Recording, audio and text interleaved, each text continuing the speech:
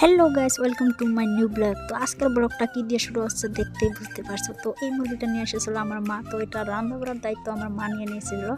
তো আর আমার ভাগে এসে পড়েছিল পেঁয়াজ রসুন ছিলানোর দায়িত্ব। তো আমি এই পেঁয়াজ রসুন ছিলানো কাজটা সম্পূর্ণ করে ফেললাম।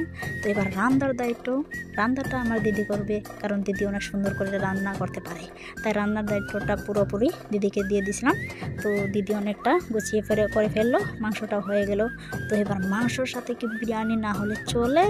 মাংসর সাথে বিরিয়ানি মজাটাই আলাদা, তার জন্য বিরিয়ানির কাজটাও আমি নিয়ে নিলাম। তো ফাইনালি পুরোপুরি রেডি বিরিয়ানি। এবার তো খাবার পালা। তো প্রথমে আমি নিয়ে নিলাম আমার থালাতে। তো এবার খেয়ে দেখবো কীরকম লাগে। তো আমি খেয়ে দেখলাম অনেকটাই স্বাদ হয়েছিল, কারণ বিরিয়ানিটা আরও স্বাদ হয়েছিল, কারণ এটা আমি বানাইছিলাম। তো আমার মতো কে কে বিরিয়ানি ভালো পাও, ভিডিওটা লাইক করে দিও।